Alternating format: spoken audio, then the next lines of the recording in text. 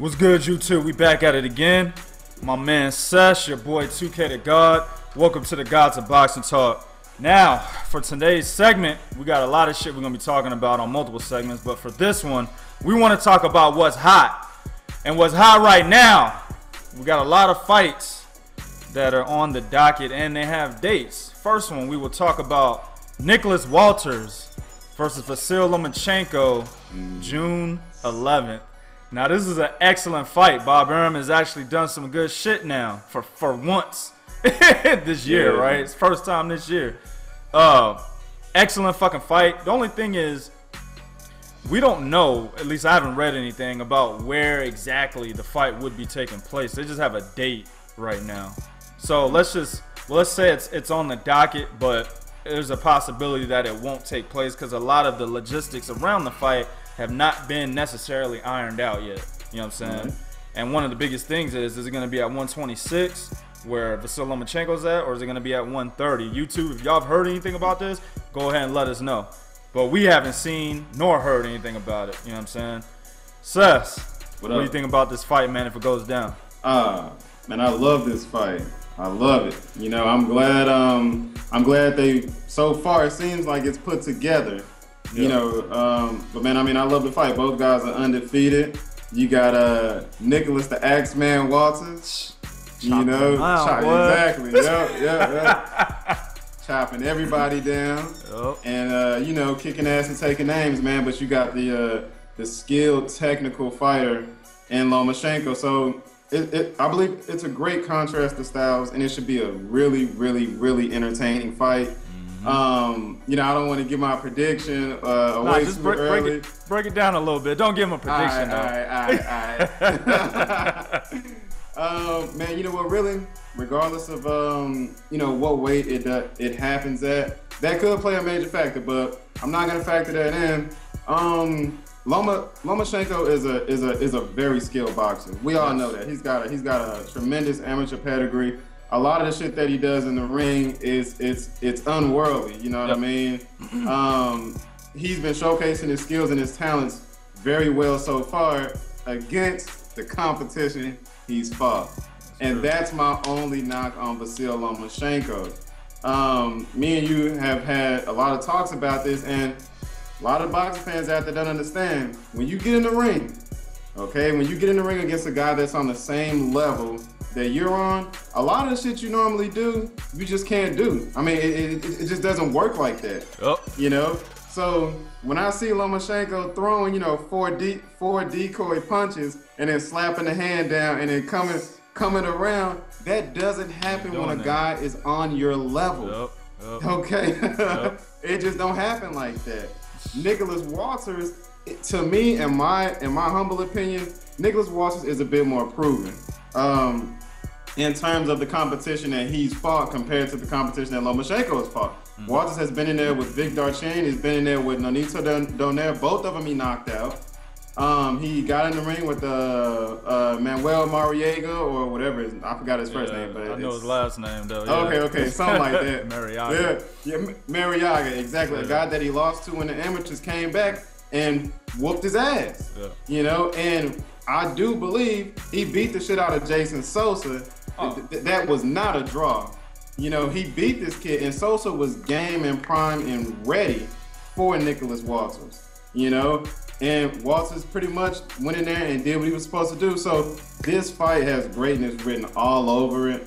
To me, it's gonna be more of a proving grounds for Lomachenko, and it'll be more of a name for Nicholas Walters. It's just another name to add on his resume. For Lomachenko, I believe it's more of a proven grounds type of fight. Everything that we've been seeing, can you do that against an elite opponent? And that's what I really, really, really, truly want to see. I agree 100%. And man, I got to tip my hat off to Vasyl Lomachenko. Oh, yes. I mean, my man is, you know, don't quote me YouTube, like his 7th or 8th professional fight. I'm not exactly sure, but he's taken on some of the best in his division. I mean, he's got some guys here and there, like his last fight, you know, who probably shouldn't have been in the ring with him, but it doesn't matter because the majority of newcomers into the professional ranks, they're gonna fight like a whole bunch of cab drivers, carpenters, architects, You know, motherfuckers working at Home Depot and shit. You know what I'm saying? For their first 25 fights, my man maybe took 2 or 3 of those in 7 or 8 pro fights. The rest of them are actually elite fighters in their division, their respective division. So I got to tip my hat off to him, man. But like you said, and this is my favorite move, and this is the only thing I'm going to touch on because Seth pretty much hit everything else. It's my favorite move that he does, man. He's sitting there, he's doing his pity pat shit. He's giving you angles, and then he knocks your hand down, and then he throws a punch in place of knocking your hand down. That shit is gorgeous. I love that fucking shit Vasyl does. But of course, it's against lower class fighters. You're not going to do that shit against a Rigo. You're not going to do it against a Carl Frampton. You're not going to do it against a Nicholas Walters. So a lot of the things that he gets, that's just one thing. There's other things that he gets away with against lower class competition. A lot of the things that he gets away with against those guys, can he still do it against the elite? And that's going to be the question that will be answered. But again, tip my hat off to him, man. Nicholas Walters is not a fucking bum by any stretch of the imagination. Even the fact that he got a draw in his last fight against a C-class fighter doesn't fucking matter. Styles make fights. Anything can happen in this shit, B. Absolutely. All right. Next, we got Francisco Vargas versus Orlando Salido for June 4th. Now, a lot of you might not remember who these guys are. Francisco Vargas just had a Fight of the Year candidate with Takashi Miura on the undercard of the Canelo Cotto fight. It was the co-main event. Francisco Vargas is actually 23-0, and he's the WBC super featherweight champion right now. Orlando Salido, his last fight, he had a controversial loss to Roman Martinez on the undercard of the Mayweather-Berto fight last September, right? So both these guys are coming off of fights on upper class or upper echelon type pay-per-view fights, the undercard of those particular fights, and they're looking to, you know, get in the ring and face each other. Pretty much both of them should be coming off of wins. Like I said, Orlando Salido's was controversial. I had Salido winning that fight, even though I had a live open bet that had Roman Martinez on it. Now, I was glad to take the money home, but at the same time, Orlando Salido should have won that fight. So, given what you've seen Salido do, he's the first guy to beat, actually he's the only guy to beat Vasyl Lomachenko. Yep. It was Vasyl Lomachenko's second fight, right? Yep. So he's the only guy to beat him. And, you know, Francisco Vargas, he took down a guy who was on a fucking rampage in Takashi Miura. So given those two guys, what do you think of this fight, man? Do you think it could be a Fight of the Year candidate? I do believe it can be a very good fight. I don't know about Fight of the Year. Mm-hmm.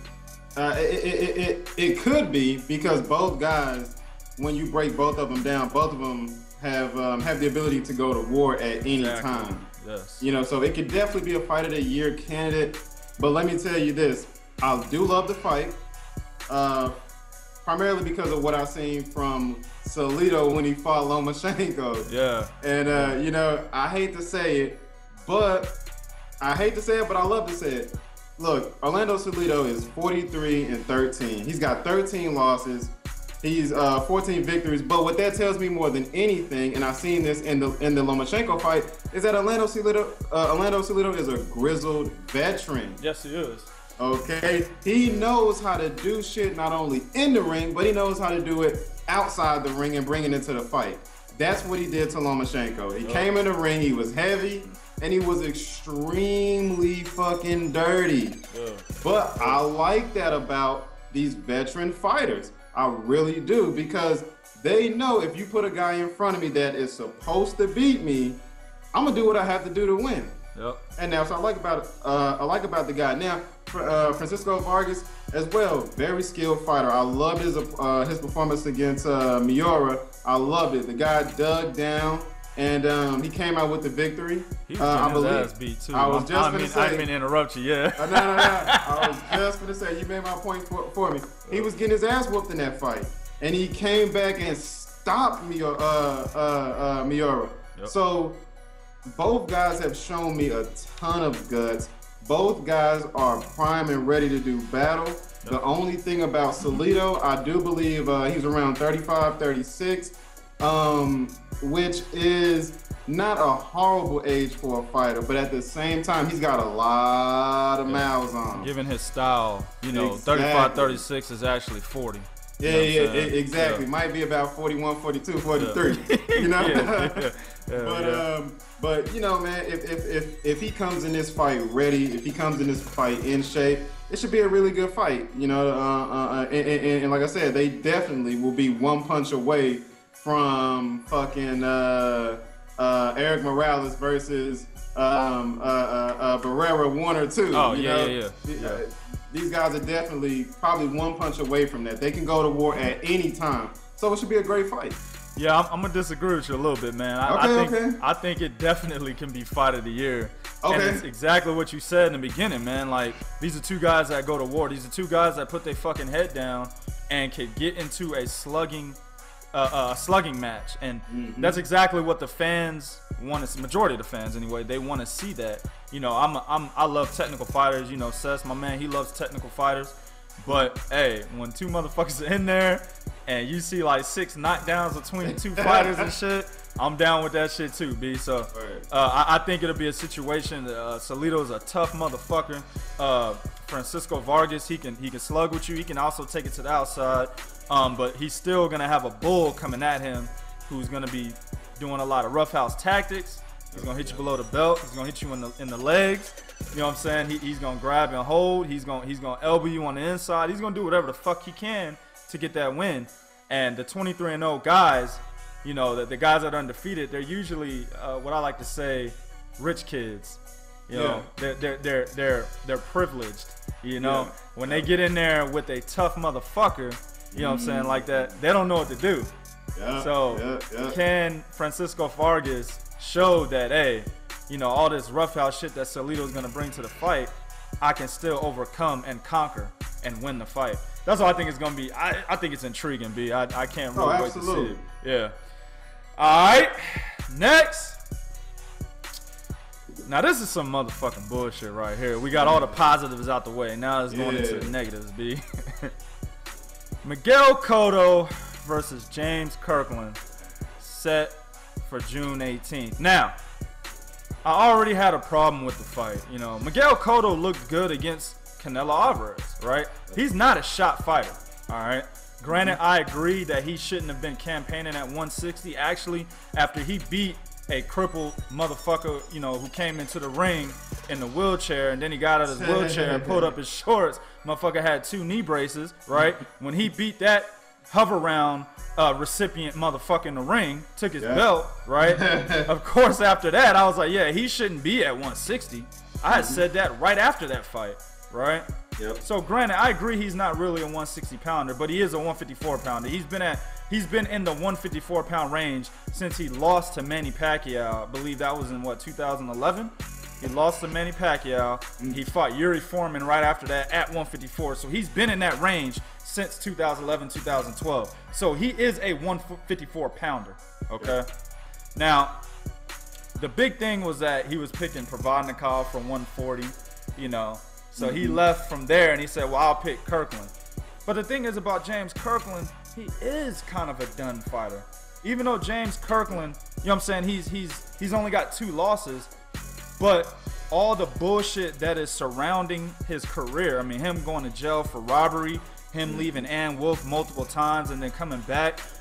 When he came out of jail, he got knocked out in the first round by Nobuhiro Ishida, a guy with absolutely no fucking power that got dismantled by Gennady Golovkin. I mean, given the things that have happened in his career, he's pretty much a done fighter. You got the promotional issues with Golden Boy. I mean, this is not a guy that I would want to see Cotto in the ring with right now, especially given how good he looked against Canelo. Granted, I had Canelo winning that fight pretty comfortably, but he didn't look bad in a comfortable loss. You see what I'm saying? Yeah. And then there's a lot of people out there that thought Cotto actually won that fight. So given the fact that he didn't look shot, he looked good at 154, right? He looked like he could actually still do some damage at 154. I'm looking for him to pick somebody like a Leon Smith, who's been calling him out. Possibly a Billy Ho Sanders. I said Billy Ho Sanders because that's his name, right? Possibly, you know, one of the Charlo brothers. If he doesn't want to fight him, Vanez Martirosyan's been looking for an opponent for like 2 years now, maybe a year. You know what I'm saying? Vanez Martirosyan versus Miguel Cotto. That's an excellent fight. Two of my favorite 154-pounders going at each other. Why are we picking James Kirkland, a guy in his last fight that got knocked out in the 3rd fucking round against the guy that you just lost to? Why do we want to see that? Why should you be picking him? And then, with the icing on the motherfucking cake, they talking about this fight being on HBO pay-per-view. Sess, what do you think? Absolute, man. Just more bullshit, man. More bullshit. I really don't know how to feel about this fight. I mean, I guess it hasn't set in on me just yet to really just get me riled up. Yeah. But when I hear you say pay-per-view, Cotto Kirkland, the first thing that comes to my mind is, what the fuck has James Kirkland done to be on pay-per-view? You know, why do we want to see James Kirkland versus Miguel Cotto on pay-per-view and have to pay to watch this shit? You know, I think it's ridiculous, man. Fuckery, you know, bro. It's fuckery. It is, man. It's ridiculous. Like you saying, James Kirkland's last fight, I mean, he got knocked the fuck out. Yeah. You know, he got put to sleep. Yeah.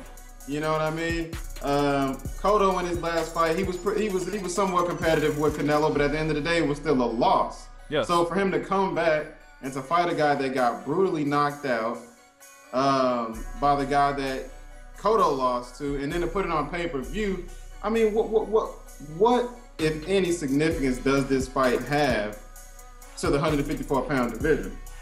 You know, it has no significance. I mean, it's not going to prove anything. It's not going to tell us anything about James Kirkland or Miguel Cotto. It's just more fuckery. It's like making a fight because you can make a fight. Yeah. You know what I mean? Yeah. He might as well put this shit on Cotto Promotions and on his own network. Create his own network and have it on there for us to watch, because it's like you're making a fight for the hell of just making a fight. There's nothing at all to prove at the end of the day. What is James Kirkland going to bring to the table? Exactly. You're 100% correct. If he goes in there and beats James Kirkland, as I feel 100% that he will do, what will happen at the end of the day? I mean, it's not going to be a fight of the year candidate, in my opinion. I mean, James Kirkland, yes, he comes to go to war and he puts it all out there. He gives some, he takes some in the process of giving some, but he's done. And the only way that I see James Kirkland actually doing very well in this fight is if he goes back with Ann Wolfe. All right. Yes. There's no word on that. The last fight with against Canelo Alvarez, he was with a guy from San Antonio. People, I lived in San Antonio for years. There's not that many motherfuckers in San Antonio that can actually train a guy like James Kirkland. Okay, there's not that many trainers. Let me put it this way: there's not that many trainers that can backdoor Ann Wolfe, a trainer of her caliber in San Antonio, and do well with James Kirkland. You see what I'm saying? So I already knew as soon as they announced that his trainer was from San Antonio, I knew he was gonna get brutally knocked the fuck out, and that's exactly what happened. You know, I said it. You know, you could be my witness while I was telling you. I was like, damn, he got a trainer from San Antonio, but he about to get knocked out. You know what I'm saying? Absolutely. So I mean, with that said, what happens if he beats him? What? And then possibly he could come out with more damage, you know, in this fight than he's taking in other fights, because Kirkland is, again, that kind of fighter. So you're running the risk of possibly taking a whole lot of damage for a fight that probably won't get you any type of higher prestige. It won't catapult you in the rankings. I mean, you're already a proven fighter. People are going to always have you ranked in the top 5 or the top 10, if not the top 5. You see what I'm saying? So beating a James Kirkland is not going to do anything for you, okay?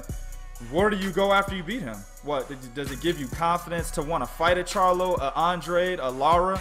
I mean, apparently a Lara fight was supposed to be in the works, and then it got shut down, and then he starts talking about Provodnikov, and now we got this. So it's like, well, what the fuck is going on? I don't want to see this shit, man. I don't. Me neither. I don't want to see it. I'm not interested in that fight. Definitely for not no motherfucking $59.95. You can kiss my ass on that shit. Exactly. Man. Yeah, for real. Hell no. Real talk. Next, and the last one of this segment. It's not too much fuckery. We just did the one that was fuckery, but Victor Ortiz versus Andre Berto. This is actually set for April 30th, and April 30th is one of them golden dates, man. We got like 20 events on April 30th, man. Yeah. I actually like this fight, B, because when the fight went down in 2011, it was an excellent fight. It was a fight of the year candidate. Both fighters were knocked down, I believe, twice or maybe once. I can't remember, but both fighters saw canvas. Both fighters put it all on the line. It was an excellent fight. And from that point on, both fighters are pretty much the same fighter. And they're not any better, and they're not that much worse. I mean, since 2011, Victor Ortiz is 3-3 since beating Andre Berto. You know what I'm saying? His last 2 wins were against Gilberto Leon, December of last year. That was a guy that's 33-13. Then before that, he fought a guy named Manuel Perez. He's 22-10. So, you know, Victor Ortiz, after quitting against Jose Cito Lopez with a broken jaw. I mean, not everybody can be Arthur Abraham, get his jaw broken and fight and win a fight still. You know what I'm saying? Yeah. But it is what it is. He quit against him, and then he quit against Luis Collazo, you know. So he's got this stigma on him where he's the known quitter. But he's come back and beat 2, you know, bums. And, you know, Victor Ortiz, he's not selling himself short. I mean, he said, I believe it's to Michelle Joy Phelps, if I'm not mistaken. He said that he feels he is one of the top 5 best fighters of this era. Oh, my God. He said that. And then just recently, he made a Twitter post on his account. And he has a picture of him punching Andre Berto. And I can't remember the quote, but to break it down, it was basically saying he will fight to the end, even though he's quitting 2 fights.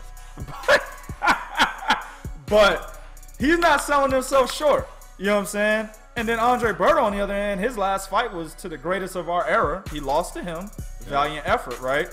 And then since, you know, fighting Victor Ortiz in 2011, he's 4-3. All right, and he's fought better opposition than Victor Ortiz has. So, you know, he's slightly better than Victor Ortiz since 2011, but they're still the same fighters. So I like this fight, man. What do you think? Man, I like the fight, but I'm gonna slightly disagree with you on this one as well, 2K. Reason being is because I gave the rematch a 2 or 3 year window. Okay. You know, and the fact that they've both been through hell and back since they fought each other, I just don't see these guys. Well, I don't see Victor Ortiz as being the same fighter, to be honest with you. He's nearing he's coming up on that term of a shot fighter to me. Yeah. I don't think he has it anymore. I didn't think he had it anymore after he lost to Marcos Maidana. And to me, he pretty much quit against Maidana. After he got knocked out by Luis Ortiz, he just hasn't been the same fighter since he was that young prospect coming up. You know, showing that thunder. You know what I mean, and that lightning in his hand. He's pretty much been whacked. You know, I'm sorry. You know, I like them. I like Victor Ortiz. You know, but at the end of the day, man, he just doesn't seem like the same fighter. I do still believe that Berto has a little bit of that fire left in him. He lost to Floyd, which, I mean, who doesn't lose to Floyd? You know. Yeah. But at the end of the day, you know, he's been able to get his shoulder repaired, and I do believe he has a little bit of that fire left. On the other hand, Victor Ortiz, I'm not so sure. I do believe that they'll probably have fireworks. I mean, Ortiz probably gonna talk a lot of shit. You know, Berto's gonna oblige him and talk a little bit of shit, probably not too much. But so it'll be entertaining. But like I said, I put that rematch on a window, and when that window closed, I didn't bother to reopen it. Yeah, I could see that happening. Yeah, I definitely agree to an extent. I just feel that neither one of these guys have anything to lose. And Victor Ortiz really wants to prove that, for whatever reason, he is the best. No. I can't even get this shit out, B. He wants to prove that he is one of the best top 5 of this era. That's what he said. I can't remember if it was Michelle Joy Phelps. It was one of them cute ass reporters. I think it was. Yeah, she was cute as shit. I was looking at her more than I was looking at him. Exactly. But yeah, when he said that, my attention immediately diverted. I was like, what the fuck? You know what I'm saying? Did he really just say that shit? But I mean, he really wants to prove that, B. And I mean, it is what it is. Like I said, they don't have anything to lose. I think they're gonna go all, balls to the wall, basically, man. That's why I think it's a good fight. But it is. To each his own, right? Alright, that's gonna wrap up this segment. YouTube, do what you do in the comment section. Let us know what you think, but be real. This is real talk for real fans. 1.